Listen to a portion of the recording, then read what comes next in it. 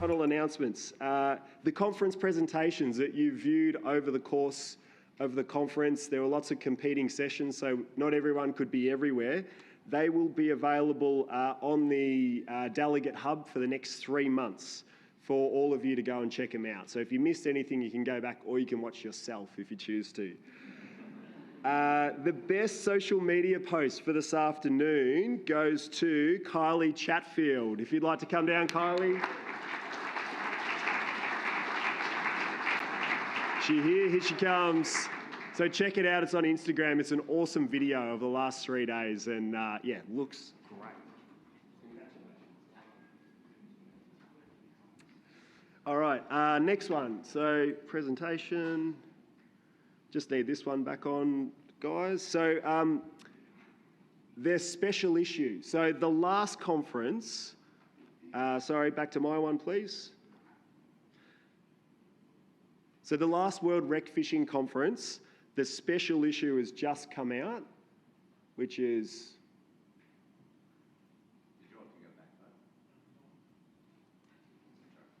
There we go. Got it. Perfect. So this is an announcement from Robert Arlinghouse and Valerio in particular. The last World Rec Fishing Conference in Rotterdam, the special issue has just been released in Fisheries Research. It's got 28 contributors and the editorial will be coming out in the next 5 days or so, and you can see the title of it up there. It's a really good collection of works from the last World Rec Fishing Conference, so check that out. We are interested in doing a special issue for this conference, so if you're thinking about writing a paper that you'd like to put in, have a chat to the International Scientific Board or any of the team here, and over the next few days, weeks, we will work through a special issue from this conference to capture the works in papers that can be read from now on, but we'll also have those videos there. So that's a special issue. The third one I want to mention is it's tradition for at the gala dinner at the World Rec Fishing Conference to announce the next World Rec Fishing Conference host. So we can't say who it's going to be yet because the process is still in the works, but what we can say is we've got 3 to 4 potential hosts that have a real big interest, and they are across Europe, North America and Africa. So pretty exciting. Over the next 2 months, we'll be working closely with the International Scientific Board to run a short process, and then we'll be able to announce the host and we'll communicate with all of you where the 2026 World Rec Fishing Conference will be, who we hand the reins on to, and I'm sure it'll be fantastic to get excited about our next place. Could be in Europe, could be in North America, could be in Africa. So stay tuned about that one. Before we finish, we've acknowledged lots of people over the course of the 3 days, but we would really like to acknowledge those individuals who have put their heart and soul into organising this conference over the past 18 months. And we're going to present them with a small acknowledgement of our appreciation. I might get you, Trav, to come up and present it to them. Could you please join with me in thanking them as they come up to the stage? So he's been our conference manager. We poached him from New South Wales Fisheries. He's got his 30-year career award last night, and he's led the show for all of us. Cameron Westaway. Hey, just pick one, whichever one you like.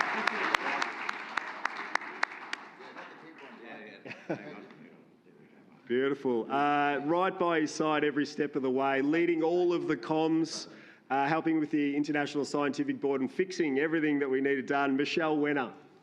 Hey.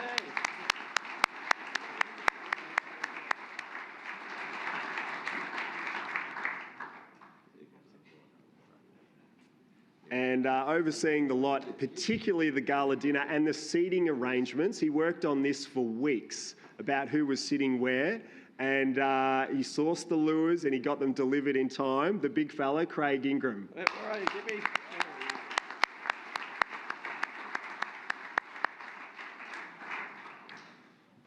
All the logistics, everything, all of your materials that you've got, the catering and the whole venue has all been led by our events manager, Leonie King. So big thank you to Leonie and the events team.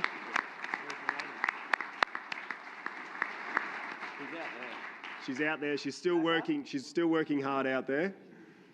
And while she comes in, we've been really well supported by our company, which helped put the whole conference together, Fruit Bowl. Julie Kerr and Tammy Krupi. Please come up, guys.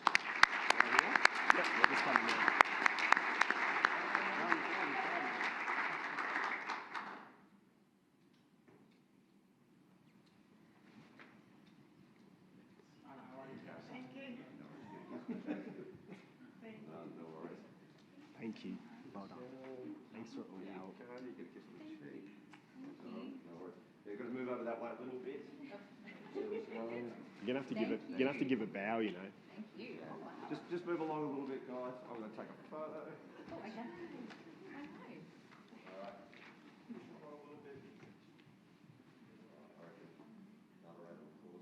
Yeah. Wait for Trap's photo.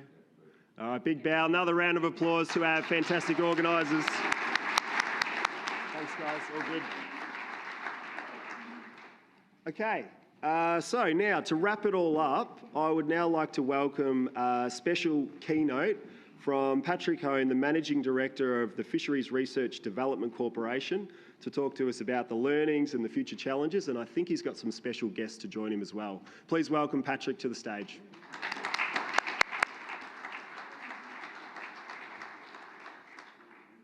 Would you like some more microphones?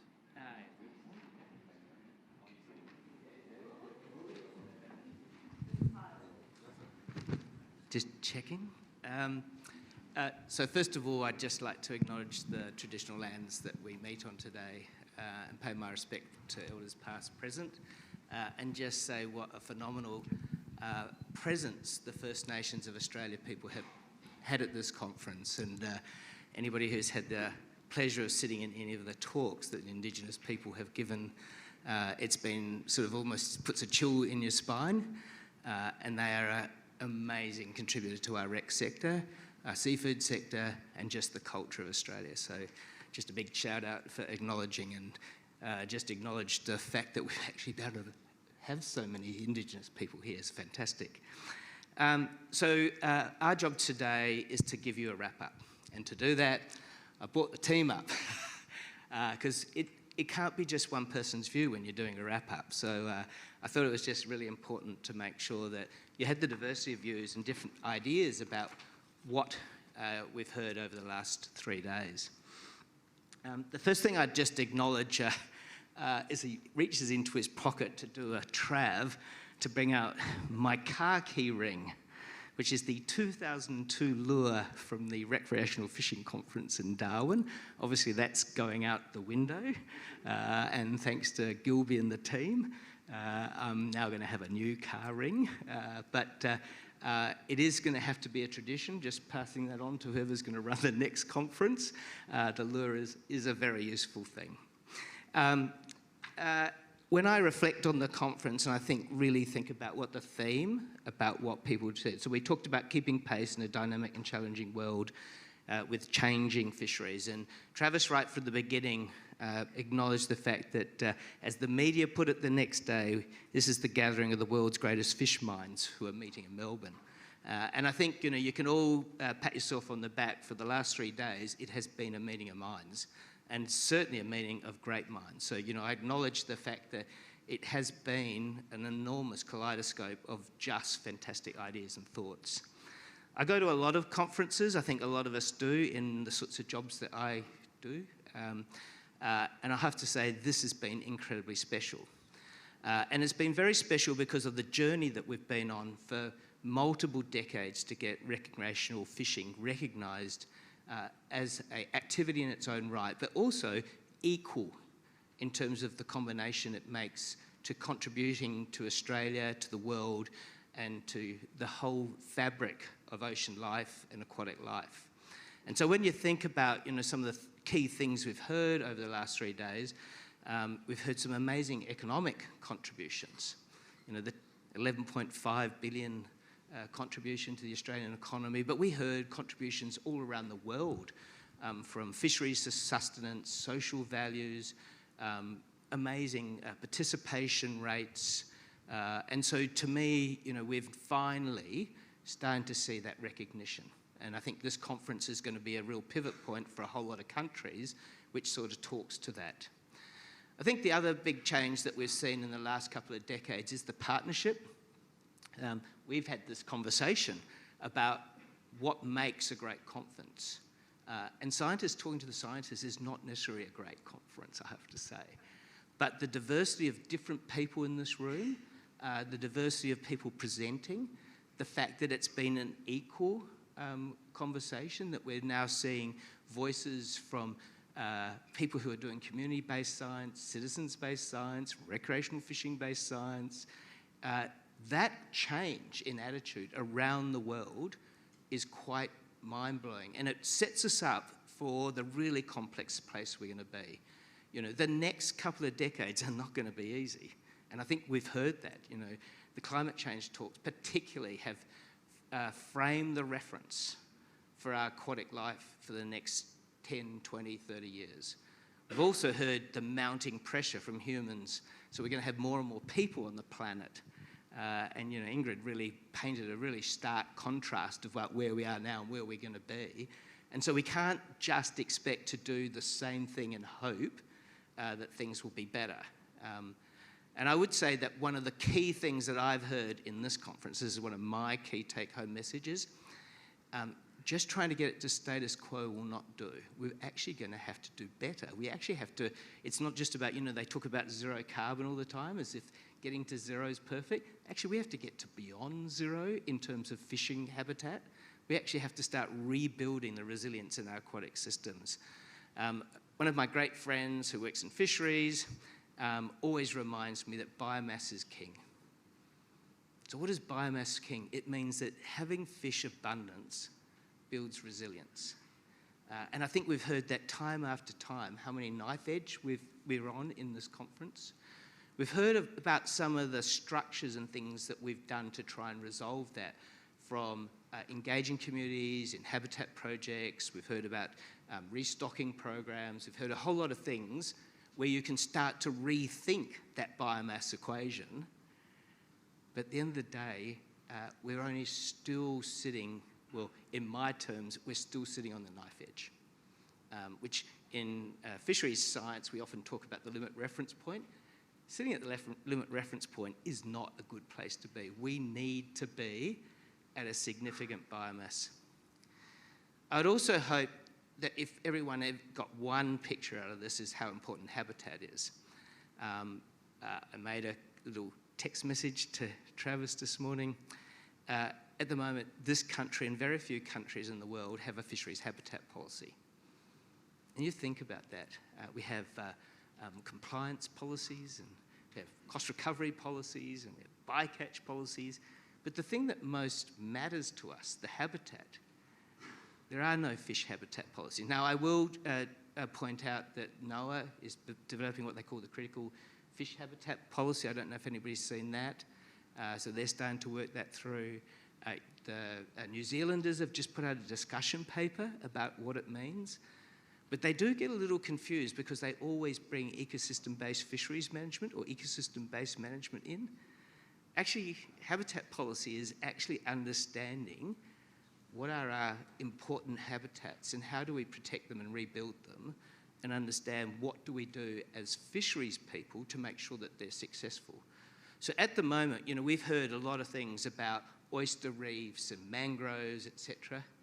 But in what context do we do that? We've also heard the obstacles to doing it. So currently there's no public policy. So Paul Craig and the Ozfish people have repeatedly, and others have made the comment that they're up against almost a legislative barrier, because no one has a barrier, a process to actually say, no, we actually are proactive in terms of rebuilding mangroves, rebuilding oyster reefs, etc. And until we actually turn that around and actually get a Commonwealth policy that says, and a state policy that says, actually doing things about habitat is important and we'll actually do everything to make it happen, not everything against it, that's going to be very important. I'm going to tread on a bit of dangerous ground now, because from a policy perspective, when you think about habitat and other things, we are in an impasse now, a little bit of a part of our world where we've got to decide whether we're into preservation or conservation. Do we want to preserve the past, or are we going to conserve a new future? And so preservation is really about the arc. How do you protect the past? So that's the past. And we've already heard, and many people are starting to see some of the things that we're trying to do to stop the onset of climate change. So kelps that are, temperature resistant, putting out coral reefs that are, so we're trying to talk about how we can But, you know, we have got a few people from our friends from the Netherlands here. I always argue in policy positions, putting your finger in the dike and expecting to block every hole is impossible. Mother Nature is an incredible force. And so I would ask that, you know, when we think about the science to the future, you know, what is our policy frame in that habitat policy? Are we really trying to preserve the past, or are we trying to create something which is more around a conservation perspective? And again, I'm not saying that's my job to do that, but I would just say I'd encourage people to think about what that means. In terms of the things that I also heard, so when we were in Darwin, there were many talks. So this is back in 2002. And one of the talks was by Bob Carney, ex-head of research for New South Wales. And he made the proposition, he was doing some work on at the time, would you believe it, where we would be in 2020, or gone past 2020, but where we're going to be. And he made the proposition at that time in Darwin that in Australia we were losing 30,000 tonnes of fisheries production every year due to habitat loss. And then he was making these calculations around the world. What did that mean? So at that time we'd just done the world's first recreational survey in Australia, and the total catch for rec in Australia was 30,000 tonnes. So we were losing the equivalent of the rec catch every year. And if you think of that cumulatively, so the question for all of us, have we been able to start to think about rebuilding the pie?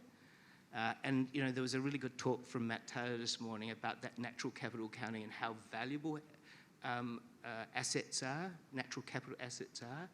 And you saw the value of the asset to the rec sector versus the commercial, just how important habitat is to the value of recreational fishing. But have we actually arrested the decline, or are we still seeing more? I suspect if Matt Landos was sitting up here talking right now, and we were talking about chemical runoffs into the environment, he would argue clearly around the world at the moment, with the persistence of chemicals and PFAS and all the other things that are running into the environment right now, that we are still losing significant quantities of particularly the early life history species that actually start the forage cycle. So that's, you know, your zooplankton and your early systems. They are clearly still really under enormous pressure in terms of that system. So, and I think we had, and again, others have pointed that out in the last few days. Then just the last couple of points I want to make. When you come to a conference like this, you look at sort of various things and you try and sit in a helicopter. The first thing I would observe is that there's been a significant change in the type of people who sit in the room. So there's less of these grey-haired men like me, and it has been, we've already mentioned the First Nation, but isn't it so pleasing to see how many people from women are here, people with different ethnic backgrounds, the fact that we've got so many countries, 20 plus countries here, that is an amazing, because that diversity of life brings a diversity of thoughts, diversity of cultures, diversity of ideas, and it's such a breakthrough for us just to have those different voices in the room.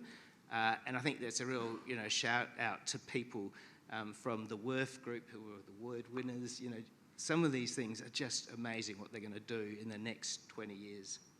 So that's, and then the last one is, I just want to make a comment, and I think Taylor has done a lot to try and inspire us at the front, but I would say that the thing he probably has failed to have the competition for was the person who had the best fishing shirt here, or the best fishing shirt logo. Craig, I can't believe how many good logos I see on the back of Ozfish shirts. But God, we are the best conference for fishing shirts or conference shirts, and then logos. It's just amazing to see all the different, and how proud we are to stand by what we say on the back of our shirts or on the front of our shirts. So it's quite good. So, you know, I'm hoping that in 3 years' time, especially if the Australian delegation goes, that the rest of the world is going to clearly see the change in the tie. Yeah, look at you. God, I thought Northern Territory, it's sure to be a crocodile. So with that, I just want to just finally, because this will be the last time you hear me, I'm going to pass over to the emerging team to talk. Just thank everyone, particularly thank Travis, thank the team from VFA. It wasn't easy getting it here. We had a few missed trials, as you mentioned, but it's just been phenomenal. So well done, Travis. Thank you.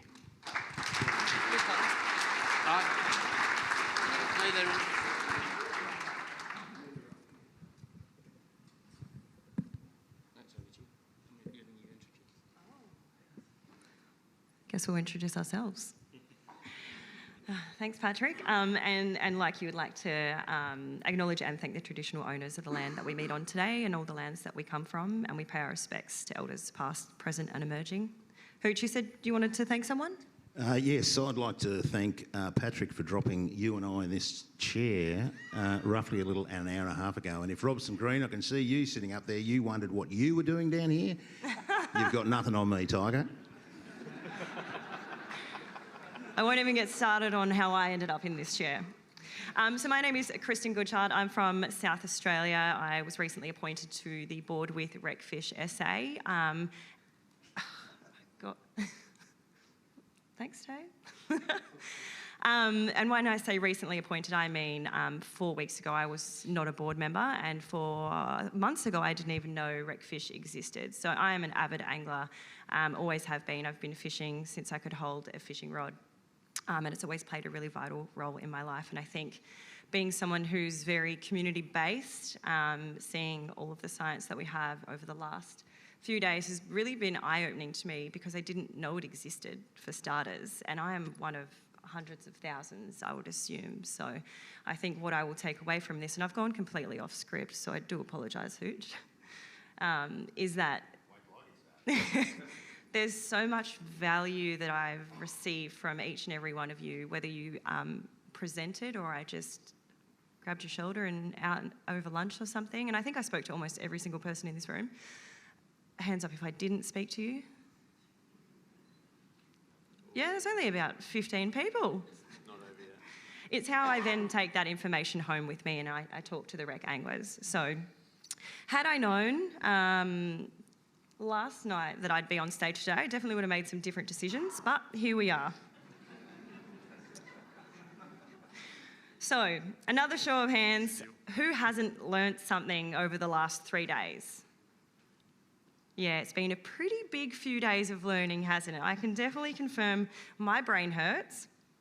So in preparation for this presentation, the Emerging Leader Group, and there's 7 of us.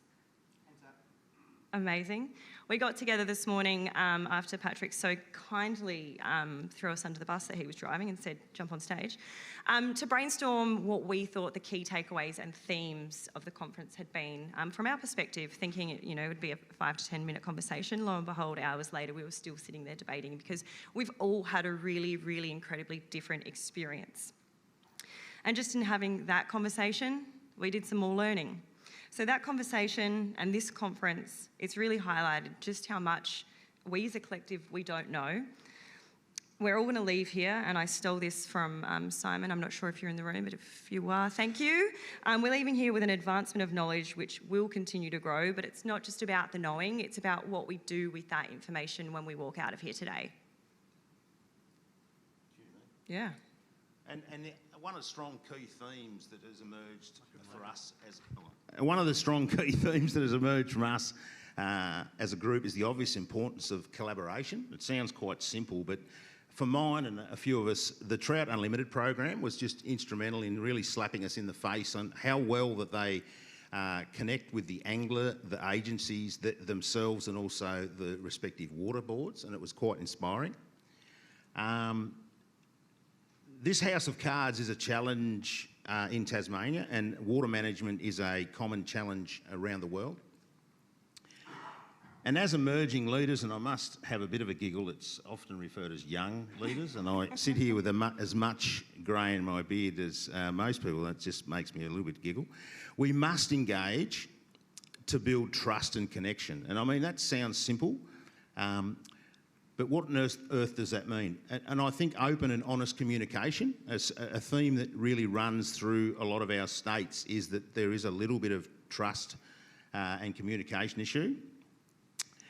But we must, I'll clean it up later, we must converse open and honestly with the science and the scientists, and that's been absolutely fantastic, and the anglers, of course.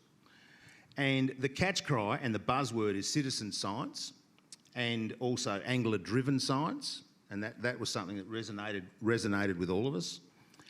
And everyone must be willing and active to drive behavioural change. It's very true. So we've learnt, we're collaborating, we're communicating, but how does it actually encourage change?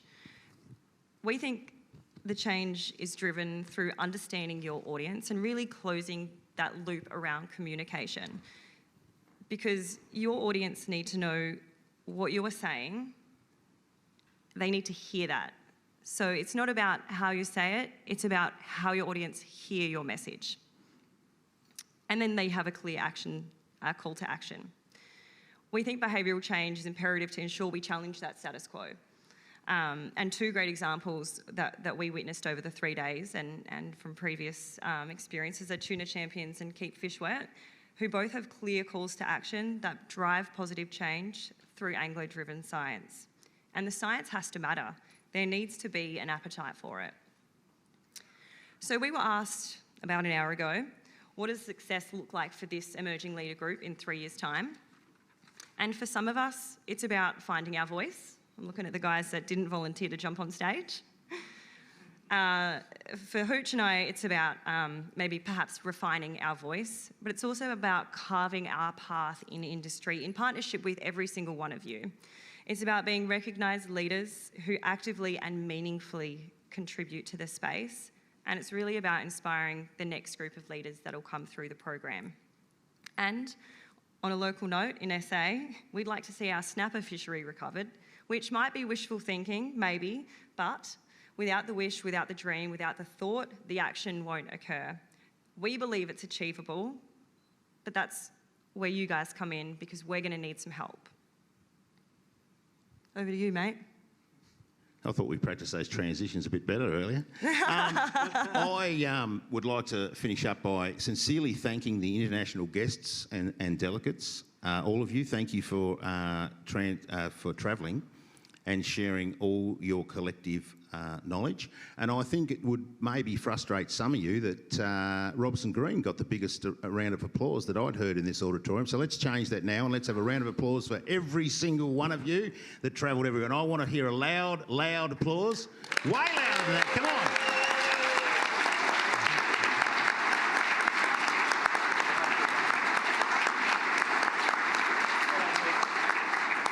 So thank you very much. Sorry, Robson.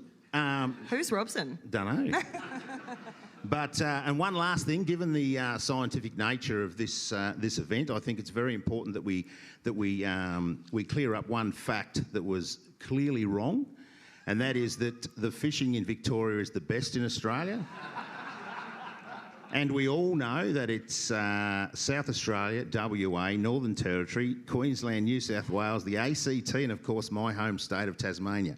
That is where the best fishing is. And to prove my hypothesis, if you've got to make a song and dance out of a cod fishery, you're in strife.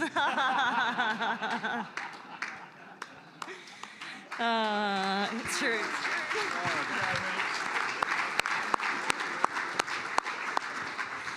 So hopefully the next conference is in one of the countries that's represented here today, and we can come and repay some of the value that we've been able to benefit from over the last 3 days. And hopefully that location is hot and sunny and we get to fish as well. A big thank you to ARF and FRDC and the existing leaders that have mentored us through the last 3 days, and I'm sure you'll play a really big role in the years to come. The opportunity is definitely something that I 3 weeks ago didn't expect, but I'm very grateful to be here, and I think I speak on behalf of all of the participants that we had no idea what to expect coming into it, but we have a very clear vision of the role we play and how beneficial strong leadership is in any space, and how we can leave this and behave differently outside to really encourage change. To you guys and girls, sorry I'm not exclusionary, I really encourage you to connect and keep the conversation going, because we truly need to be the change that we want to see in the world. I don't think I had another bit. Other than to say, if Robson's producer's watching, we could do a show, Beauty and the Beast. I think you know who the beauty is. No, we're done. We might jump in the seats and watch you from the... Is that right? You can stay there if you like. Don't turn my microphone off, though. No, he's off. You-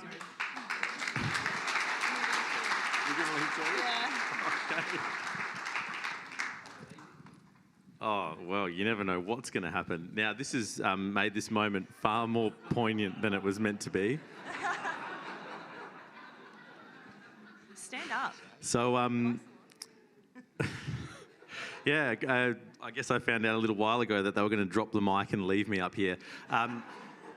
So, for those of you who don't know me, and I think I know a lot of you now, my name's David Ciaravolo. I'm here on behalf of the Australian Recreational Fishing Foundation, where I, along with other directors, have been enjoying the conference over the last few days, and certainly thanks. The mic drop sort of threw me off a little bit, so I didn't do the first part I'd like to do, which is also to acknowledge the traditional owners of the land which we're meeting, and I'd also like to take that opportunity to thank the traditional owners for the welcome that we have in all the waters and lands where we go fishing throughout the year and across this country. I think as a national peak body, I've got to say a little bit about why I'm here as far as I know, and it's because Patrick asked me to reflect on, I guess, what we'd like to see, some reflections as a national peak body in this conference, but also what we'd like to see in the next WRFC10, wherever that happens to be. As a national peak body, working through our member organisations, and that is really how we do it here in Australia, we want to see recreational fishing valued, respected, well-researched, well-managed, always improving. And we want to see the benefits that we saw yesterday so clearly explained, shared more widely with the community. Everybody here has an interest in recreational fishing, so whether you're here as a researcher, a manager, administrator, a recreational fisher or a fishing communicator, we all have that interest. Over the last few World Recreational Fishing Conferences that I've been to, and this is the third for me, I've certainly noticed, as Patrick reflected, some changes in composition of the presentations.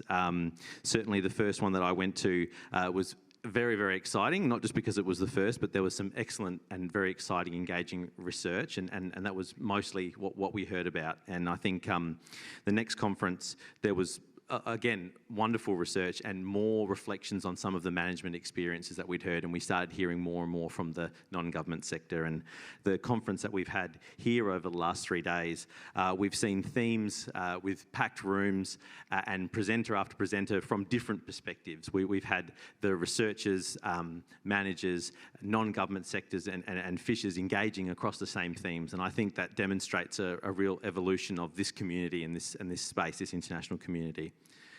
I would hope that from an industry perspective, I would also say that it's a great opportunity, and always is, to see the world from other people's perspective, not just in terms of our geographical perspective or our geographical context, but also from the context that we have as managers, as researchers, as advocates, as communicators. And the conversations we get to have on the side of these conferences is one of the most valuable things. When we get to have those conversations about and peer into the worlds that we operate in, the limitations that we have, but also the opportunities that we have access to. And I think in that regard, it's been a great opportunity and is a great opportunity for some really good cross-pollination. I think as an industry representative, and also I hope from some of your perspectives as well, some of the best presentations that I've seen and that I've talked to people about are those examples of fully integrated research, where there's researchers, managers, recreational fishers and not-for-profits working together. And not just in the delivery or the communication of the results of that research. We heard about fisher-led research. We're talking about the problem identification occurring together, the design, the delivery, and then the implementation of that research and the communication of that research to the broader community. And I think that the future success for all of us really depends on us seeing more of this.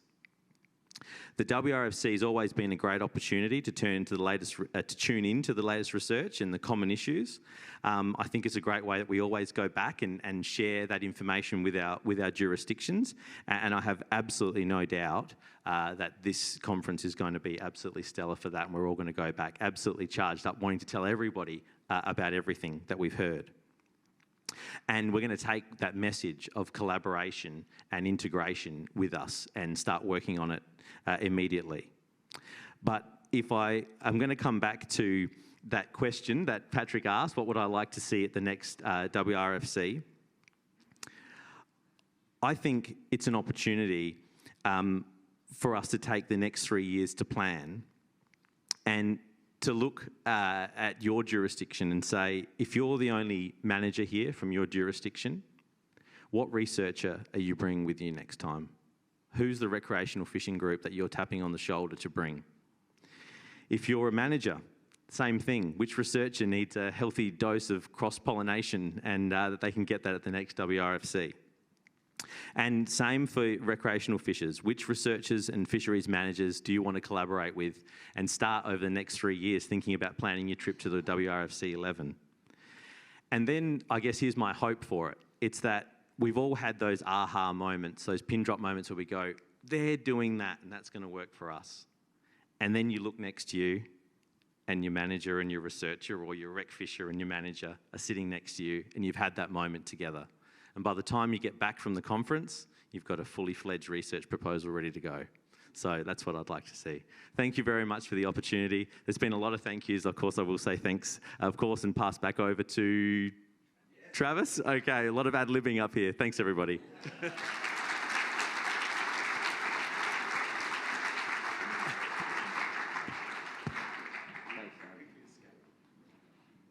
Thanks, David, and thanks, Patrick, Kristen and Hooch. I'm going to, couple of minutes, that's it, guys. It's been 3 days, there's been an expo before it, so just give me a couple of minutes. We're going to wrap this up, and there's people with sore heads, and there's people that are tired, there's people going to catch planes, but just bear with me for a couple more.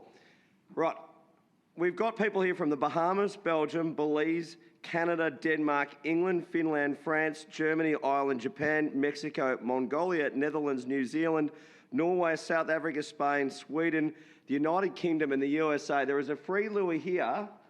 Anyone who can tell me which one of those is the furthest away from Victoria? So, Mongolia? Finland? No. Actually, the correct answer is Tasmania. And, and what I left off was in relation to culture. So it's actually... So who had Tasmania? Was that... Oh, that was huge. All right, okay, good. Okay, but when you've got the microphone last, mate, you've got to remember, okay? Hey, look, it's just been brilliant, incredible. And I have to say that, you know, the thing about these conferences and bringing everyone together, and historically there's been this idea that, you know, there can be arguments or different thoughts about is habitat better than stocking, is, you know, should we do more science, should we have more regulation? But what this conference has been about, there just hasn't been that. There hasn't been that sense of, you know, I've got to push my barrow on this sort of, you know, on this angle because everyone's getting together. I can really feel the recreational fishing community and movement have made such giant strides over the last 10 to 20 years where the positives and the benefits are outweighing the negatives. People are getting on board, you know, it's incredible. Look, I have to say, in terms of the First Nations people that are here today, the diversity in this room, you know, it is astounding to me, the collaboration. And I mean, I know that's a word and everyone talks about it, but just the friendliness of people that are here, the warmth, you know, the good spirit, it is, you know, it's been something that I'm incredibly comforted by, and I'll take away as much as the science and all the rest of it. But the really big thing I'll take away is that warmth and friendliness, that diversity. I love the comments. Diversity of thought, you know, it comes through diversity of people, and it's just so true in everything that we do. And Paul Worsling said many years ago, and I stole it. Fishing's about people and places. And whilst a theatre in the heart of Melbourne's not necessarily Kakadua, it's not necessarily the top of Alaska or the Amazon. The people here are those experiences. So we're not having the sunsets with the cockatoos. We're not having that, but we're meeting the people, and we'll have those experiences. It won't be a sunset or a sunrise, but it'll be. I spoke to this person, and they were inspiring. I really want to make an acknowledgement now for someone who I know you will all have had a lot to do with. This person was or is someone who never ever seeks the limelight, never ever looks for, I suppose, pats on the back, is always friendly, is always engaging, is likely to be the next head of fisheries when they move me on. And look, and that's not disrespect to anyone else from Fisheries. You're all in with a good chance, by the way. It won't be my choice. But I want to welcome up Taylor Hunt, everyone, and thank Taylor for everything that he's done.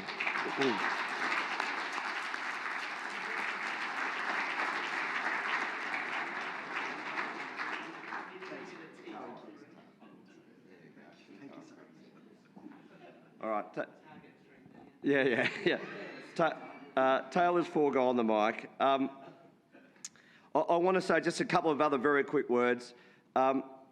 Thank you to all the delegates for attending, and all of those different countries and all the different states. It's not it's a fiscally constrained environment in Australia. There's rising interest rates, and there's all these other things. And it's not a small thing or an insignificant thing to talk to your boss or to seek that investment to come here. But it's just so inspiring, and it's something that we really appreciate.